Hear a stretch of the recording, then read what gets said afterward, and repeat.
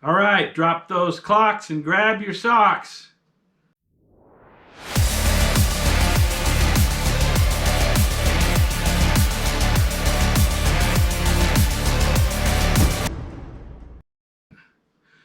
All right, so a friend of mine is getting ready to go on a summer trek.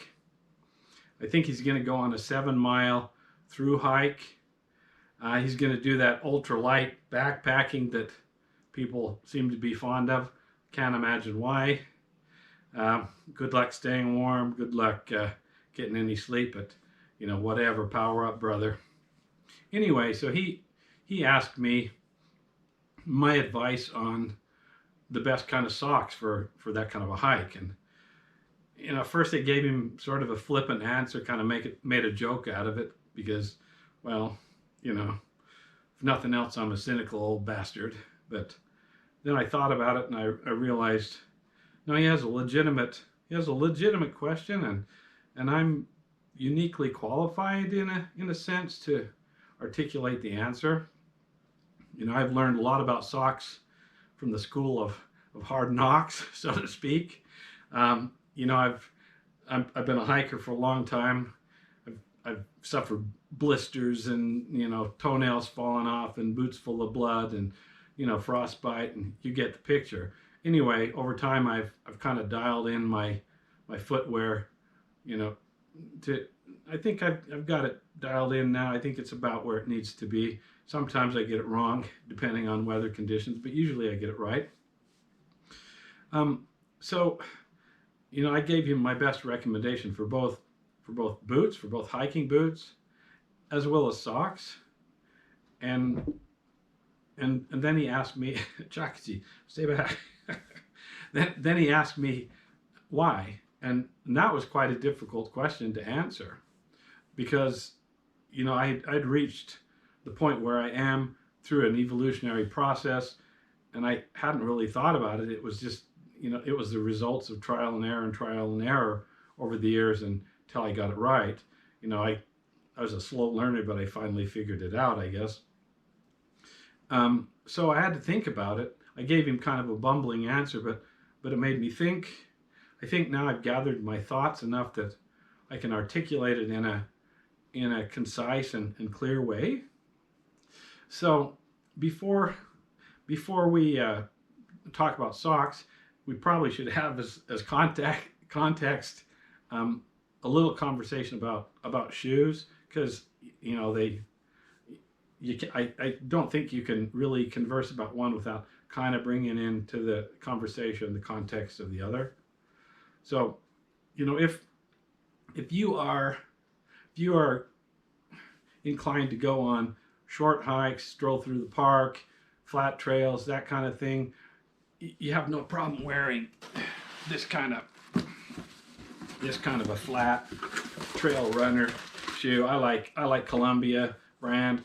By the way, I'm not promoting any kind of brand in this video. I'm not selling something. I'm just showing you my personal preferences. I have other brands of shoes, North Face and whatever. And for this kind of trail shoe, unless you buy something really cheap, they all seem to be pretty good. Like I said, these are for short hikes. These are for short hikes and on relatively flat conditions, in my opinion. When you're hiking on a steeper trail, like up here in North Idaho and western Montana, we hike mountain trails. We're going through streams and up rocky mountainsides, and the trails are rarely anything close to being flat. So I'd like to have some ankle protection. So for me, my go-to boot is Solomon's. Again, not promoting any brand here, but I bought a lot of Solomons over the years. I prefer them not too high, just over your ankle, so you have good ankle support. All the Solomons have really solid soles, so you're hammering rocks, you're not going to have bruised feet after a few days of that. And then good traction. If you're on, you're scrambling, you're doing some scrambling up a granite mountainside, you have good grip with this kind of boot. And then insulation from the cold. You have relative insulation from the cold. You have relative insulation from the heat, which, even up here in Idaho in the summertime, when you're crossing a scree field, going up a mountain, the rocks get really hot. I mean, just roasting hot. You could fry eggs on them. So when it's if it's a little bit, well, let's see here. So Salomon's, that's my go-to boot. I had a friend that wanted me to try. He's an Italian friend. Wanted me to try these a whatever this is, some European boot. He swears by them. The price tag's pretty hefty. They look like good boots. Honestly, I don't see any significant advantages over Salomon's at this point in time, but I'm going to give these a whirl this summer. Just to try them out, because keep an open mind. That's what I say. But again, not promoting any particular brand. When it gets cold, when there's snow on the ground, I like my insulated Salomon's are my go-to. Steve, my buddy Steve, he's a Keen fan. Whatever, do what you want. Chooses the brand you like, the style you like. I'm going to give these Keen insulated boots a whirl when we start getting up hiking in the high mountain snow. Steve has a pair just like this, same style, same brand that he swears by, and he seems to have warm feet sometimes when I don't. So I'm gonna give him a try. Then if you really get into the cold polar, sub-zero kind of situation, you want to prepare for it. Baffins, you wouldn't want to hike 20 miles in those, but in the conditions that you'd be wearing these, you wouldn't get 20 miles anyway. You'd be lucky to get 2 or 3 before your legs wore out. All right, enough talk about shoes. Let's talk about socks. So what's the purpose of socks? Why do we even wear them? Well, a few years ago, I was up in northern Norway in the Arctic. I was trekking up there, and I came across in this remote trail this guy, this Norwegian that did traditional Norwegian bushcraft, and I thought, wow, this is really cool. It was like a time machine, and I stopped and was talking to him, and I looked at his boots and immediately saw, aside from the fact that they were really, cool looking, Norwegian handcrafted Viking boots, the leather seemed really thin, and I thought, wow, this ground, because the ground was really rocky, really cold. Yeah, go figure, in the Arctic. And I asked him, so, don't the rocks and the sharp sticks and things sticking out of the ground, don't they hurt your feet? He said, no, that's, the Vikings, for the Viking footwear, it was all about socks. And he took off his boot and he showed me his sock. It was woven out of some kind of fibrous grass, and the padding on the bottom of it was thick. It was maybe thicker than, no, it was about as thick as I would say the average hiking boot sole, and then it was woven in a way that there was a lot of give, so your feet could move around, and it looked quite comfortable. And he said when he first tried them on, he had a little problem with once in a while if he didn't weave it right, if there was a knot or something in the wrong place, there would be a pressure point, or you might get a blister or something. But he said once he got used to them, he prefers them to, modern boots and socks. I think it's a bunch of baloney, but, he seemed to like them and they look cool. But, he gave me like an informal lecture on footwear and socks on top of a mountain in the Norwegian Arctic. And so to remember those points, I tried to condense them down into a bullet point list. Why do we wear socks in the first place? So socks are for secondary protection in addition to our outer footwear. They provide an insulation layer. In the Arctic especially, you need that. They provide padding for the obvious reasons. They provide moisture wicking. So if your feet get wet or you're sweating, you you don't have soggy feet. You're not so inclined to get blisters.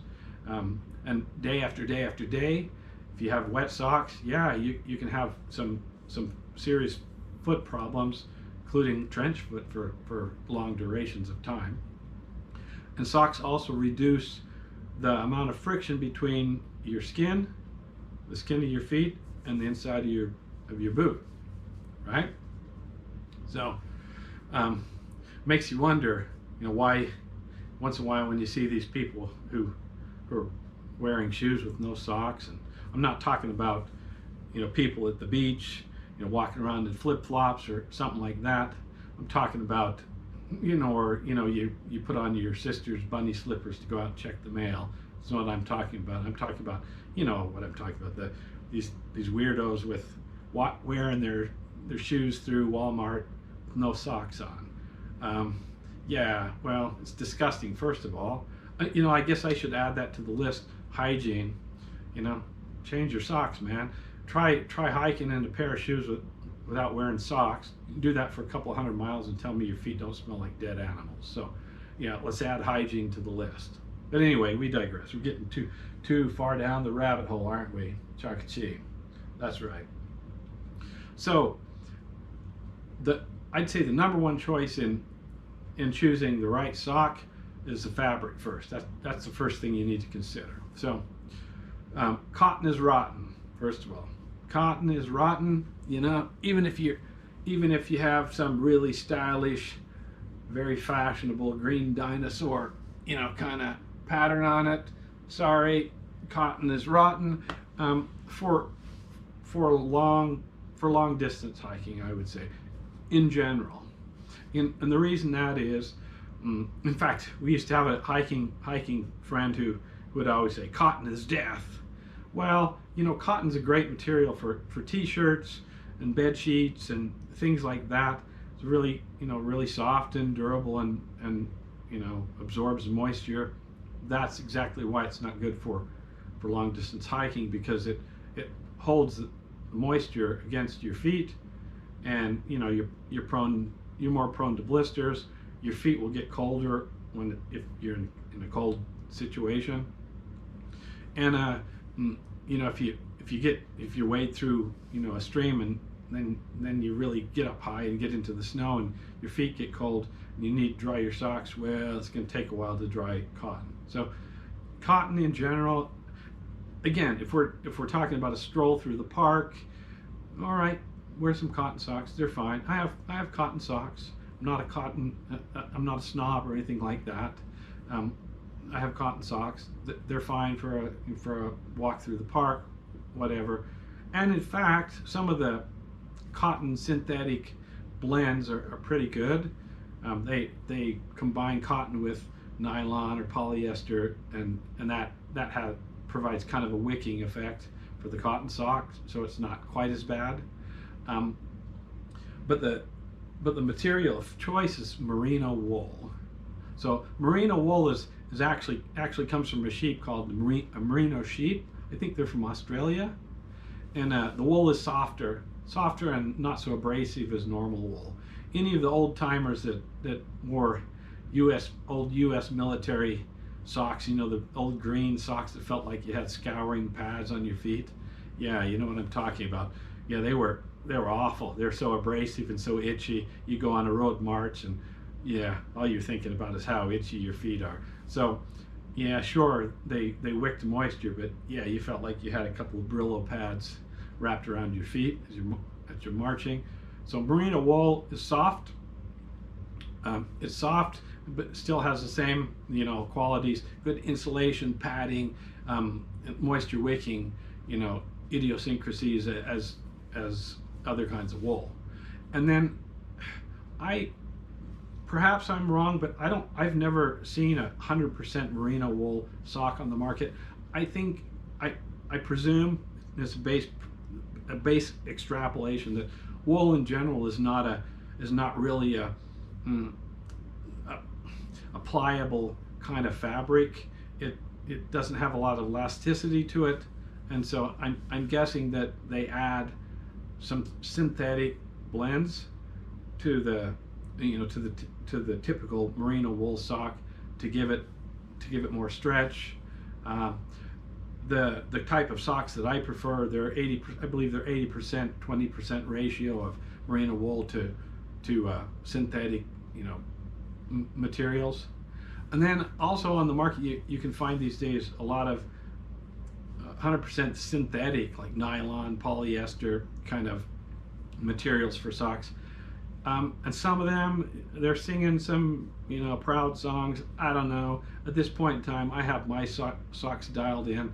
I'm not, changing horses at this point in midstream. All right. So one of the considerations of your sock choice is the height of the sock. So, okay, this might be a bone of contention. Chacachi, stay up here. Stay there. This might be a bone of contention, but you know what? I don't mind. If you're offended, be offended. So these days, I see that it's fashionable to wear these low-cut socks, and you see people at the gym with their, strutting around. Look at my muscles. You know what, Bruno? Don't strut in front of me if you're wearing little girls' socks. So this is what I'm talking about. These low-cut things. You know what? I know a real man doesn't need to have his socks validated, but I'm just saying, you go sporting your little sister socks. Don't expect me to be impressed, but not that you need my validation. But here's where I'm getting at. See, a typical boot that I hike with is not a very. I don't like them to go too high up my ankles because after 8 miles, 10 miles, something like that, they start to rub me the wrong way. I like to have them about that cut. You don't want your sock to be below the top of your boot for obvious reasons. If you're walking along and you're getting constant friction, and that's one of the friction points in your boot when you walk is the top of the boot. If your top of your boot is rubbing into your leg, man, good luck with that hike. Hope it's only a couple miles because you're going to be in pain. Wear a sock that goes above your boot. You want socks that are a little bit higher than the top of your boot. Well, because sometimes you kick up debris, and you don't want it going down your sock. But the main reason is saggy socks. If you have to stop, I had in the past had some guy ridicule me for wearing old man socks. Oh, look at your old man socks. Well, I'm an old man, but and then every 10 minutes he's stopping on the trail to bend over to pull his socks out of his boots. Yeah, well, what a dumb old man. You function over form, function over fashion, I guess I should say. It's not a fashion show. You want a practical sock that protects your foot. So choose a sock that's the right height. Most importantly, the cushioning and fit of the sock. So if you wear a really thin sock, you're not going to have a lot of cushioning. You're not going to have a lot of friction protection. You're not going to have a lot of wicking. So you want it to be thick enough that it pads your foot, absorbs the moisture, and reduces the friction, so it doesn't rub as much inside of that boot. What that means depends on you, depends on your foot, depends on the fit of your boot or shoe. So it's more of an art than a science, I guess. So you're gonna have to dial that in. There was a time when I thought, oh, thicker socks, that'll be more comfort because I'll have more padding. Boy, no, that's wrong. So yeah, heat logic. Boy, that seems logical to me. Look at those babies. Man, you could fall asleep in those.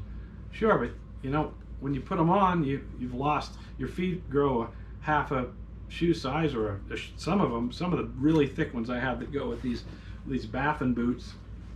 Some of the really thick ones, you're probably a good shoe size or shoe size and a half bigger than your normal foot size. So you want to choose the fit and the thickness of the sock, to your liking.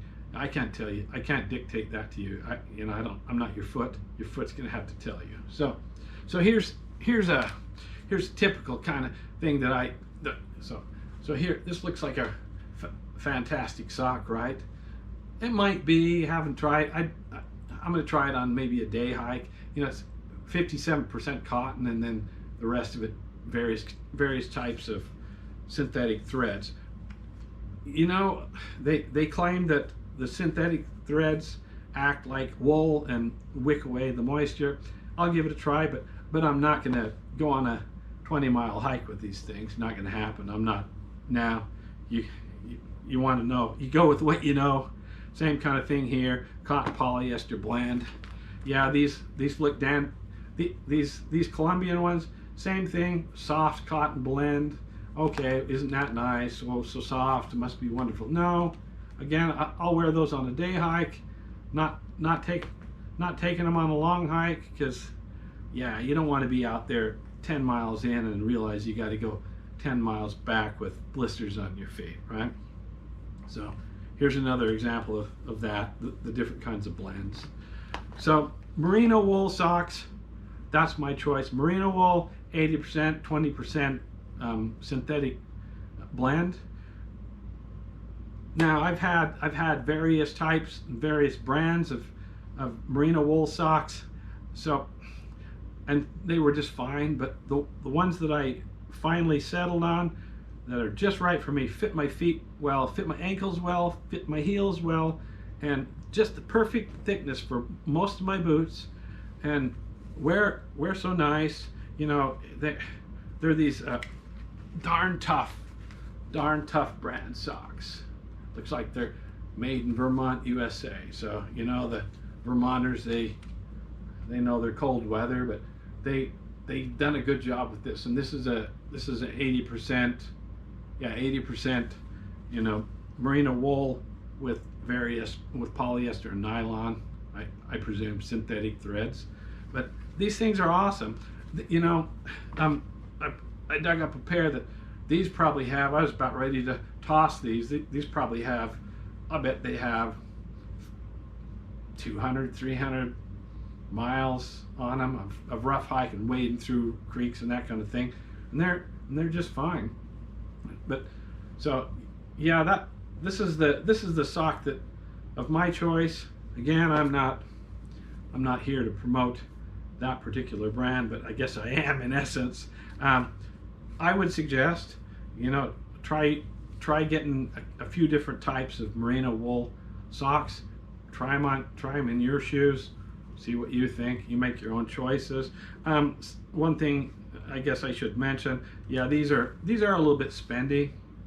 I think seems to be like they're like 27, 28 bucks for a pair of socks, which is, you know, I know it's like what the heck, you know, by comparison, this thing probably costs, you know, 20 bucks. I don't know. So, but you're not going to wear 20 bucks worth of crappy socks on a long hike. If you're going to do a through hike, so to my friend who asked, you know, what socks do I recommend?